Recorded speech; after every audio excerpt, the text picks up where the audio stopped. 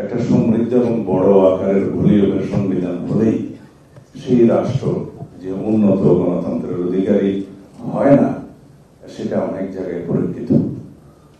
সেজন্য ওনার কথাই আমি আবার রিপিট করি, অনেকগুলো কমিশন এবং অনেকগুলো আইন এবং অনেকগুলো সংস্কার আমরা পার্লামেন্টের এনাক্টমেন্টের মধ্য দিয়ে নিয়ে আসতে পারি, যেগুলো সময়ে সময়ে সমাজের চাহিদা অনুসারে আমরা পরিবর্তন করতে পারব।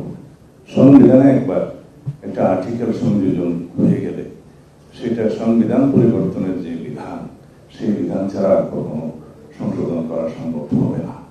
সেই বিষয়টা আমাদের খেয়াল রাখতে হবে। তবে সংবিধান তো ডেলি পরিবর্তন হয় না, এবং সংবিধান প্রতিনিয়ত প্রণয়ন করা হয় না। গণপরিষদের মাধ্যমে 1972 সালে, যদিও সেই গণপরিষদটা বিতর্কিত, বাট এটা ফ্যাক্ট অ্যান্ড ব্যালেট হয়ে গেছে, সেজন্য বৈধ। এখন সেই 1972 সংবিধান তো 17 বার পরিবর্তন হয়েছে।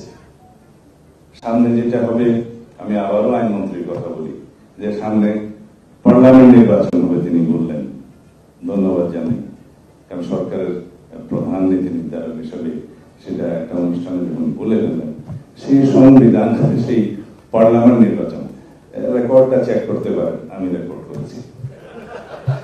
তো সেই পার্লামেন্ট নির্বাচিত হলে সেই পার্লামেন্টে পরের অংশ অবশ্য আমি একটি দ্বিমত পোষণ করি, যে গণপরিষদের ভূমিকাটা পালন করবে, অবশ্য সেটার সমালোচনা তিনি করেছেন।